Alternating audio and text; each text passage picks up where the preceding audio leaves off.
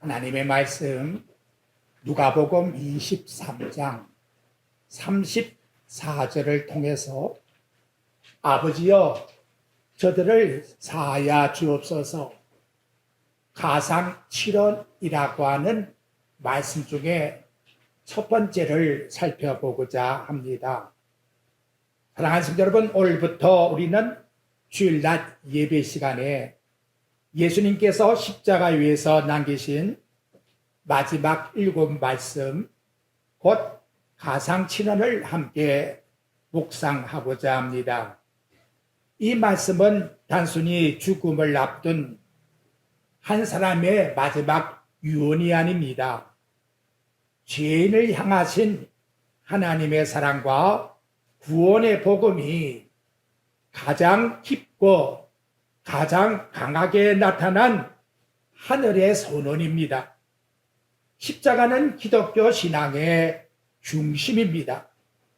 예수 그리스도의 십자가를 떠나서는 복음도 없고 구원도 없고 교회도 없습니다. 그래서 사도 바울은 고린도 교회를 향하여 고린도전서 2장 2절에서 말씀합니다. 내가 너희 중에서 예수 그리스도와 그가 십자가에 못 박히신 것 외에는 아무것도 알지 아니하기로 작정하였음이라. 십자가는 기독교의 상징이 아니라 구원의 실제입니다. 십자가는 하나님께서 죄인을 사랑하신 증거이며 죄인을 살리기 위하여 독생자를 내어주신 사랑의 절정입니다. 오늘 우리가 살펴볼 첫 번째 말씀, 아버지여 저들을 사하여 주옵소서. 이는 예수님의 극한 고통 속에서 드리는 기도입니다. 놀랍게 예수님이 십자가 위에서 첫 번째 드러낸 말씀의 내용은 원망이나 탄식이나 자신을 십자가에 못 박는 자를 향한 심판의 선포가 아니라 자신을 죽이려고 하는 자들을 위하여 기도를 드렸다는 것. 이것이 곧 복음입니다. 예수님께서는 지금 인류 역사상 가장 잔혹한 형벌인 십자가형을 받고 계십니다. 당시 로마의 십자가의 형은 단순히 사람을 죽이는 형벌이 아니었습니다. 그 십자가를 통한 극한 육체적 고통과 아픔, 모든 사람들에게 드러내는 공개적 수치를 통해서 인간을 철저히 파괴시키는 형벌이었습니다. 예수님의 두 손과 발에는 대못이 박혔습니다. 채찍에 맞아서 살침이 떨어져 피가 흐르고 있습니다. 머리에는 가시관을 써셔서 가시에 찔린 자국마다 피가 흐르고 있는 겁니다.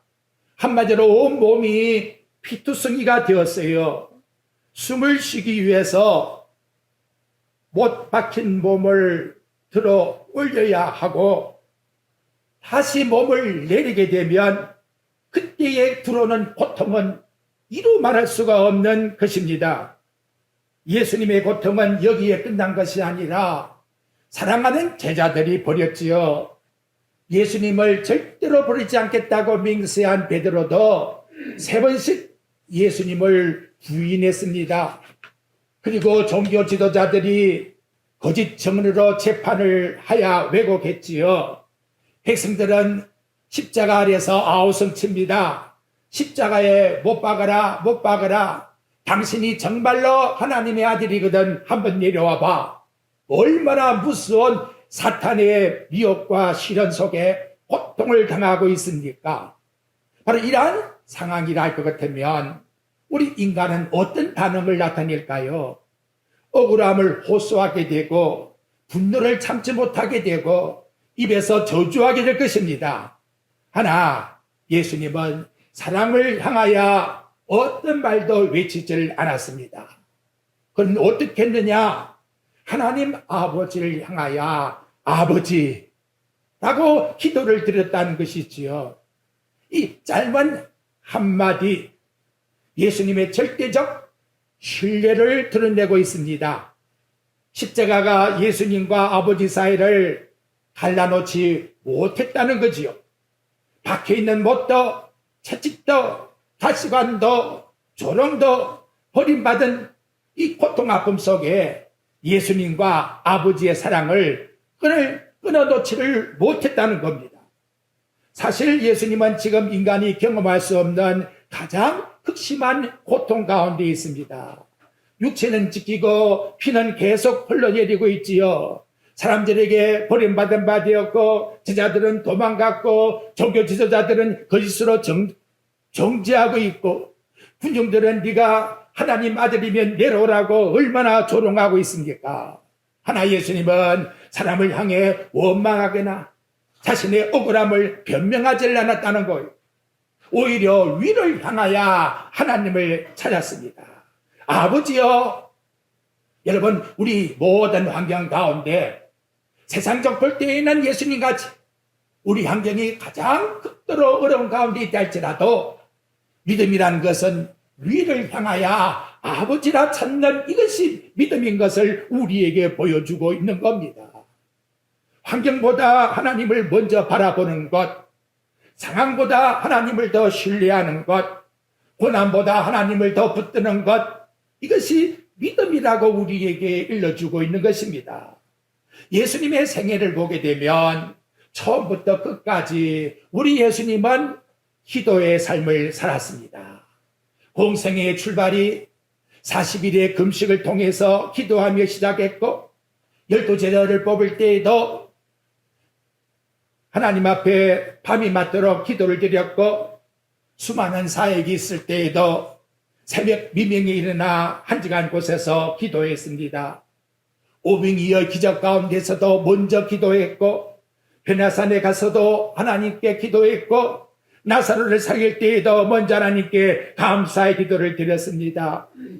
십자가를 앞두고 겟세마네 동산에서 땀이 땀방울이 되도록 기도했습니다.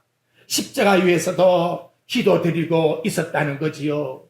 그리고 마지막 숨이 끝나는 그 순간에도 저와 여러분 어떻게 마지막 생일을 마치려고 합니까? 예수님은 기도를 통해서 아버지께 당신의 영혼을 맡기셨다고 말씀하고 있는 것입니다. 예수님이 이 세상에서 남긴 말은 원망이나 불평이 아니라 끝까지 아버지여 라고 하는 신뢰의 기도를 드렸다는 겁니다. 여러분 우리 인생 살아가게 되면 이해할 수 없는 십자가를 만나요. 예상하지 못했던 질병도 오고 경제적으로 어려움도 부닥칠 수 있고 가족의 이별을 통해서 아픔도 올 수 있고 사람들에게 오해를 받을 때도 있고 믿었던 사람이 배신을 하여 마음의 고통을 당할 때도 있어요. 그러나 성도가 가장 먼저 해야 할 것은 뭐냐? 세상 것 바라볼 것이 아니고 위를 보라는 겁니다. 하나님을 찾으라는 겁니다. 원망하기 전에 먼저 하나님 앞에 기도하며 앞서라는 거예요. 낙심하지 말고 무릎을 꿇으라는 겁니다. 불평하지 말고 하나님 뜻이 어디 있냐고 찾는 것입니다. 그래서 기도는 고난을 이기는 성도의 가장 강력한 무기입니다. 기도는 절망의 밤을 지나가는 믿음의 등불과 같은 겁니다. 기도는 우리의 시선에 문제에서부터 하나님께로 옮겨놓게 만드는 것. 예수님이 십자가 위에서 아버지라 부르셨다면 저와 여러분도 어떠한 상황 속에 있든지 하나님을 향하여 아버지. 오늘도 나와서 하나님께 첫 번째 부르짖음이 뭐지요? 하나님 아버지. 이것이 혹 병상 중에 있다 할지라도 아버지. 눈물 속에 있다 할지라도 아버지. 실패 가운데 있다 할지라도 아버지. 죽음의 골짜기를 닿는다 할지라도 아버지. 마지막 내 몸의 생명이 끝나는 시간이 도달했다 할지라도 아버지. 이 고백을 잊지 않고 살아가는 자가 곧 성도입니다. 세상은 무너진다 할지라도 하나님은 결코 무너지지 아니하시는 분입니다. 환경은 변해도 하나님은 절대로 변하지 아니합니다. 사람은 떠나도 하나님은 나를 영원토록 떠나지 아니한 분이십니다. 그러므로 우리 성도에 있어서 영원한 언어, 그것은 곧 하늘에 계신 하나님을 따라합시다. 아버지요, 이 진리의 기도를 늘 드리며 살아가시기를 주 예수 그리스도 이름으로 축원드립니다. 두 번째 말씀입니다. 예수님께서 십자가상에서 가장 먼저 아버지라 부르다는 것은 하나님과의 관계가 세상의 어떤 것보다도 우선이었다 라고 하는 걸 우리에게 일러주고 있는 겁니다. 예수님은 십자가의 고통보다 아버지를 먼저 불렀습니다. 몸의 상처와 고통과 아픔 속에서도, 억울함 속에서도 하나님 아버지를 먼저 찾았습니다. 예수님은 자신을 못 박는 사람들에게 시선을 고정하지 아니하고, 자신을 조롱하는 군중들에게 마음 빼앗기지 아니하고, 현실의 상황 속에 자기 자신의 신앙이 내려앉지 아니하고 오직 위를 바라보는 하나님을 바라보았다는 것이지요. 왜냐하면 예수님에게 가장 중요한 것은 이 세상의 어떤 상황이나 환경이 아니고 하나님 아버지와 나 사이에 따라합시다. 관계이다. 관계. 하나님 아버지와 나 사이의 관계가 어떠한가? 이것이 가장 중요한 예수님의 포인트라는 거지요. 오늘 우리의 신앙생활도 마찬가지입니다. 세상에 어떤 문제가 일어난다 할지라도, 세상이 나를 향하여 등을 돌린다 할지라도 절대로 하나님과 나 사이에는 어떻게 해요? 아버지는 등을 돌리는 분이 아니에요. 제자들은 떠났다 할지라도 아버지는 여전히 자식을 사랑하고 있는 겁니다. 그래서 아버지와 나 사이의 관계에, 이 관계가 여전히 예수님은 하나님을 의지하는 믿음 속에 있었다는 걸 우리에게 일러주고 있는 것입니다. 여러분, 세상에 살아가다 보면 문제가 생기면 문제에 그냥 빠지려고 해요.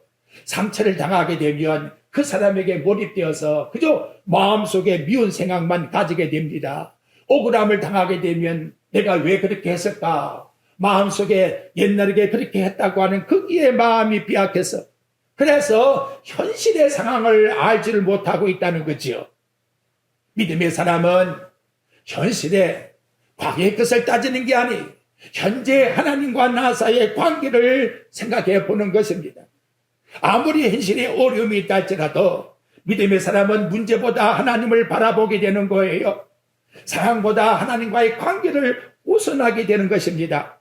왜? 하나님의 관계가 바로 서게 되면 천지를 창조하신 하나님이 내 문제를 해결해 주지 않겠습니까? 아브라함이 정말 내 몸에서 자식 낳을 수 있을까? 하나님이 데리고 나가 저 하늘의 별을 보라.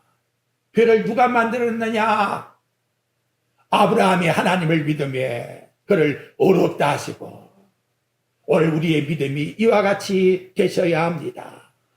가장 힘들고 어렵고 고통스러운 순간에 죽음을 앞두고도 하나님과의 관계가 명확해진 이 모습, 성도 여러분, 환경이 아무리 흔들려도 하나님의 관계만 놓치지 말고 하나님과의 관계만 바로 서게 되면 우리 하나님 절대로 나를 버리지 아니하신다. 그러므로 어떠한 상황에서도 먼저 하나님을 찾고 먼저 하나님께 무릎을 꿇고 먼저 하나님과의 관계를 붙드는 성도들이 꼭 계시기를 바랍니다. 다음, 예수님이 누굴 위해서 기도하느냐? 저들을 사하여 주옵소서. 저들이 누굽니까? 예수님의 등을 채찍으로 때렸던 로마 군인들이, 예수님을 조롱하고 있는 백성들이에요. 머리에 가시관을 씌운 자들이에요. 손과 발에 못을 박은 자들입니다. 거짓 정언으로 내몰았던 가짜 종교 지도자들입니다. 예수님을 십자가에 못 박으라 명령한 빌라도입니다. 십자가에 못 박으라, 못 박으라 아우성 쳤던 외치는 군중들입니다. 인간적으로 생각한다면 가장 먼저 심판받아야 될 대상이지요. 가장 먼저 하나님의 진노를 받아야 될 대상입니다. 그러나 예수님은 그를 향하여 저주의 말씀을 하지 않습니다. 심판을 선포하지 않습니다. 아버지 하나님께 오히려 저들의 죄를 용서해 달라고 구하고 있습니다. 이것이 곧 하나님의 사랑이라고 우리에게 말씀해 주고 있습니다. 우리 인간은 저나 여러분이나 다 조건적이에요.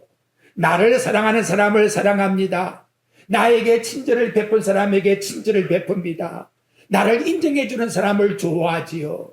나를 미워하는 사람, 그 사람에게 사랑한다는 마음 가질 수 있겠습니까? 가지는 것이 정상인데 어렵다는 거지요. 나를 상처 입힌 사람에게 용서해 줄 수 있다? 얼마나 어렵습니까? 그래서 여러분, 원하는 돌 위에 서려놓고 언제 어느 때에 당신 나한테 이런 말 하지 않아서 어떻게 그를 그렇게 잘 기억하는지 10년은 되어도 그 말은 잊어버리지 않고 또 새기고 있다는 거지요. 그게 뭐냐? 바로 우리 인간의 본성이라는 걸 우리에게 나타내 주고 있다는 거예요. 인간의 죄악의 본성은 결코 용서할 수 없는 것이 우리 인간의 본성이라는 겁니다. 세상은 악과 악이 대립해 보십시오.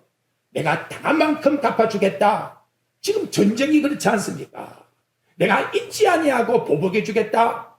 끝까지 내가 기억해 주겠다. 예수님은 이러한 길을 가지 않으셨다고 말씀합니다.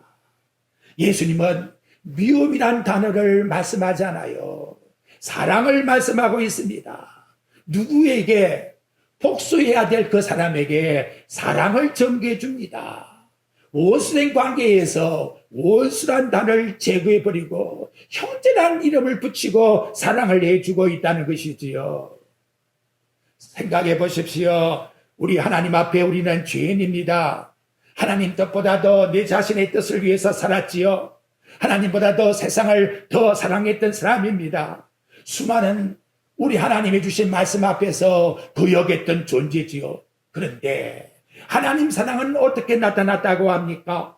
로마서 5장 8절에 보니까 우리가 아직 죄인 되었었을 때에 죄 가운데 놓여있는 우리 위하여 십자가에 죽으심으로 우리에게 대한 사랑을 확증해 주셨다라고 말씀해 주고 있습니다. 이를 로마서 5장 10절에 보니까 우리가 원수 되었었을 때에 우리가 원수 관계에 있는데 하나님은 우리를 사랑해 주었다고 말씀하고 있습니다. 그래서 예수님이 산상수훈에서 하신 말씀이 뭐냐? 너희 원수를 사랑하며 너희 박해하는 자를 위하여 기도하라. 원수를 사랑하라. 머릿속에 이 말씀이 담겨 있습니까? 나를 미워하는 사람에게 기도하라? 내 머릿속에 내 마음속에 그렇게 작동되고 있습니까? 예수 그리스도의 십자가가 가르쳐준 말씀으로 끝난 것이 아니라 마지막 행동으로 그걸 우리에게 친히 사랑에 대한 전명을 일러주는 자리가 오늘 되었다는 것을 말씀해 주고 있는 것입니다. 십자가의 용서가 실제로 나타난 자리가 됩니다. 원수를 위해서 기도한 자리가 드러나게 되었다는 걸. 그래서 십자가는 따라합시다. 사랑의 훈련소이다. 우리는 사랑의 훈련소에서 살아요. 훈련 자체가 실패할 수도 있지요. 넘어질 수도 있습니다. 그러나 결과에 가서는 승리해야 되는 거예요. 그래서 훈련을 하는 겁니다. 성도 여러분, 우리 삶에 저들이라고 하는 무리가 없습니까? 나를 아프게 한 저들이 없어요? 나를 오해하게 하는 저들이 없습니까? 나를 배신한, 나를 상처를 준 저들이 없습니까? 꿈에도 그 사람은 나타나기가 싫어. 이런 마음을 가지고 있는 자가 우리 마음속에 없나 이 말이에요. 미워하고 싶어, 원망하고 싶어, 그리고 반드시 갚아주고 싶다. 십자가 앞에 서게 되면 우리 생각이 달라져야 돼요. 우리 하나님 앞에 나와 예수를 믿고 예배드리는 것은 우리 마음이 달라져야 됩니다. 주님께서 나 같은 죄인을 용서해 주었으니 내가 누구를 용서하지 못하겠는가?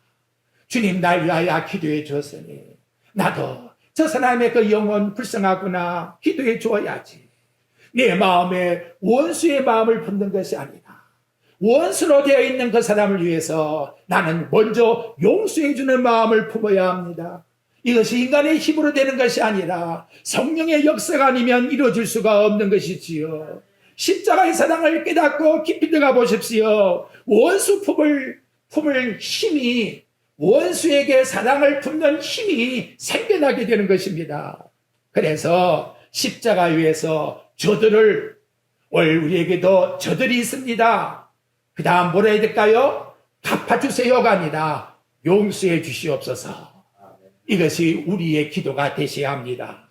다음, 예수님의 이 말씀은 바로 구약의 모든 제사를 완성하신 용서라는 것이지요. 예수님이 십자가에서 아버지여 저들을 사하여 주옵소서, 동정의 기도가 아닙니다. 죄인을 향한 하나님의 구원의 계획이 완성되는 순간에 드러난 기도라는 것을 일러주고 있는 것입니다. 왜 하나님께서는 죄인을 용서하실 수 있을까요? 이유는 예수님이 십자가상에서 이 기도로 성취했기 때문에, 예수 그리스도의 십자가의 이 구속의 기도가 없더라면 우리는 죄 사함을 받을 수가 없다는 것이지요. 피 흘림이 없으니 사함이 없다라고 일러준 말씀같이 구약의 모든 역사는 피의 역사인 것을 우리에게 일러주고 있는 겁니다. 아담하가 범죄하니까 하나님께서 가죽과 피 흘리는 옷을 입혀주었지요. 아벨은 양의 첫 새끼로 피 흘림을 통해서 하나님께 드렸습니다. 아브라함은 아들 이삭 대신에 수풀의 양을 통해서 하나님께 드렸지요. 출애굽 때에 있는 재앙 대신에 문설주의 피를 통해서 재앙이 넘어가게 되었고, 성막과 구약의 역사 속에서는 하나님 앞에 매일같이 짐승을 잡아 피를 흘려드렸다는 것이지요. 이유는 뭐냐? 바로 이날 예수님이 십자가상에서 아버지여 저들의 죄를 용서해달라고 하는 이 완성의 마지막 아들의 그 고백을 듣기 위하여 구약에서 수많은 양들이, 수많은 짐승들이 죽었다는 것을 우리에게 일러주고 있는 것입니다. 그래서 히브리 저자가 이렇게 말씀해요. 이는 황소와 염소의 피가 능히 죄를 없애하지 못합니다. 수많은 짐승의 피를 흘렸건만 우리 인간의 죄를 완전히 용서할 수가 없기 때문에 그 완전한 성취를 이루기 위해서 우리 예수님이 세상에 오셔서 마지막 십자가상에서 저들의 죄를 용서해달라고 하는 마침 끝맺음이 되었다는 것을 일러주고 있는 것입니다. 사랑하는 성도 여러분, 이 한 시간도 어린 양 되신 예수님의 그 피 흘림, 우리의 죄값을 대신했다는 걸 기억하십시오. 예수님의 머리에 흘리는 그 피가 저와 여러분의 마음속에 있는 모든 저주받을 생각을 예수님이 용서해 주었다는 것을 기억하십시오. 우리 예수님이 옆구리에 흘린 그 피가 인간과 인간 사이에, 하나님과 인간 사이에 하루밖에 있던 죄악이 무너지고 화목의 관계가 되었다는 사실을 나와 여러분 기억하십시오. 그래서 우리 죄가 온전히 용서받을 수 있는 길은 우리 예수님의 십자가의 보혈 외에는 누구도 용서함을 받을 수가 없다는 것을 우리들에게 말씀해 주고 있는 것입니다. 성도 여러분, 우리는 예수님께 용서받은 자입니다. 그렇죠? 그런데 이 용서가 얼마나 비싼 용서라는 것을 생각해야 돼요. 값싼 용서가 아닙니다. 적어도 천지를 창조한 하나님이 십자가의 죽으심으로 저와 여러분을 용서해 주셨다는 것을 기억해야 합니다. 눈 감아주는 용서가 아니란 말이에요. 대가가 없는 용서가 아니란 말이에요. 하나님은 공의 하나님이시기 때문에 철저하게 죄에 대한 공의를 내리시는데 당신의 아들이 우리 대신하여 죽으셨으니 얼마나 감사합니까? 그러니 우리는 하나님께 나와 뭐부터 말해야 됩니까? 하나님, 내 죄를 대신해서 하나님이 당신의 아들을 보내어 십자가에 죽게 해주셨으니 진심으로 감사합니다. 이 기도가 늘 우리 마음에서 끊어지지 않고 기억해야 된다는 것입니다. 세상은 세상의 것을 가지고 복의 가치를 논하고 있지요. 얼마만큼 오래 사느냐, 얼마만큼 돈이 많으냐, 얼마만큼 세상에 남보다 높아지느냐. 그런데 하나님 우리에게 주시는 복은 그런 게 아니라는 거지요. 왜 그랬느냐? 세상 것 다 가진다 한들 결국은 죽음으로 끝나는데, 이 죽음 앞에서 영원한 영생을 누릴 수 있는 길, 그 하나님의 은총을 입은 자가 복이 있는 사람이라고 일러주고 있는 겁니다. 그래서 주 안에 있는 자가 복이 있는 거예요. 죄 사함 받은 자가 하나님과 화목되는 거예요. 죄 사함 받은 자가 영생이 있는 거예요. 죄 사함 받은 자가 천국 백성입니다. 죄 사함 받은 자가 진정 자유함을 누리는 거예요. 죄 사함 받은 자는 죄에 묶여 살지를 않습니다. 죄 사함 받은 자는 하나님과 화목합니다. 그래서 언제든지 아버지여라고 부르짖는 거지요. 죄 사함 받은 자의 마음에는 평안을 가지게 됩니다. 세상이 알지 못하는 안식을 누리게 되는 거지요. 내가 죄 사함을 받았기 때문에 어떠한 원수를 할지라도 긍휼히 여기는 마음을 가지기 때문에 용서해 주세요라고 하는 내 마음속에 고백이 나오게 되는 것입니다. 죄 사함을 가진 자에게는 분명히 영원한 천국이 보이는 것이요, 영원한 영생을 가지게 되는 것이니 이것이 곧 하나님 우리에게 주신 복이라고 이와 같이 말씀으로 일러주고 있습니다. 여러분, 이 기도가, 예수님의 기도가 결론적으로 실제로 응답되었다는 것이지요. 예수님이 이렇게 기도하는데 그 십자가의 죽음 앞에서 백부장이 저분은 죄가 없는 분이야, 어떻게 이렇게 돌이킬 수가 있었겠냐라는 거지요. 오순절에 수천 명의 유대인들이 교회를 핍박했던 사울이 바울로 변하며 회개하는 역사가 일어나게 되었다는 것입니다.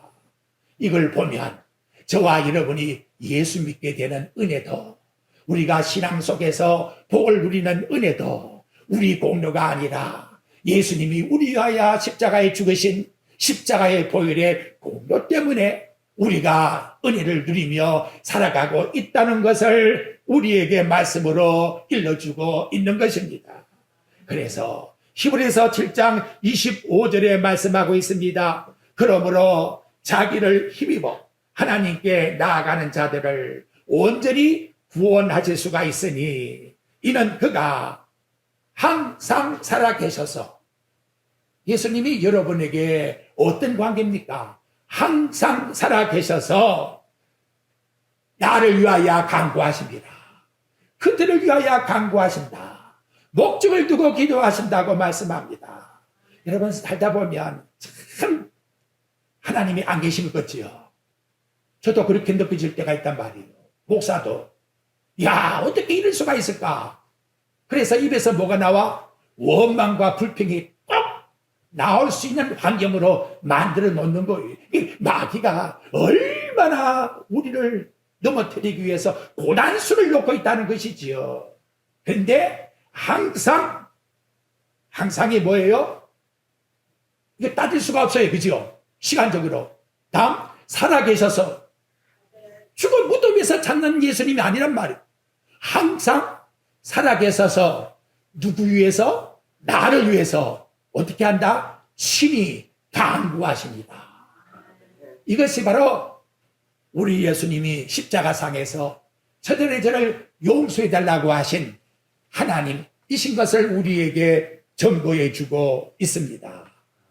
여러분, 상대방이 아무리 나를 괴롭히고 힘들게 했다 할지라도 상대방이 나에게 먼저 와서 사과해 줄 것이라 시간 기다리지 마시고 내 마음속에 십자가에서 말씀하신 예수님의 용서함을 통해서 나도 뭐 하자고요? 용서하십시다. 그거 뭐 그렇게 돈이 되고 어려운 게 있습니까? 예수님이 나를 용서해 줬는데 그거 나 다 용서해 준다. 마음이 얼마나 편해집니까? 그죠? 이 마음을 꼭 가집시다. 은혜가 강력하게 내게 경험하게 되는 것은 사랑의 힘이 생기는 거예요. 저 불쌍한 사람, 저 사람도 어떻게 하면 내가 도와주고 사랑해 줄까? 세상은 보복을 가르치고 있지만 예수님은 오늘 말씀을 통해서 뭘 가르쳐 주지요? 용서를 가르쳐 줍니다. 보복이 아니고 십자가의 사랑을 가르쳐 주는 겁니다. 그러므로 우리 통해 예수 그리스도의 사랑이 나타나고 용서의 복음이 전거되어서 하나님께 영광을 돌려드리는 저와 여러분의 삶이 꼭 되시기를 우리 주 예수 그리스도의 이름으로 축복드립니다.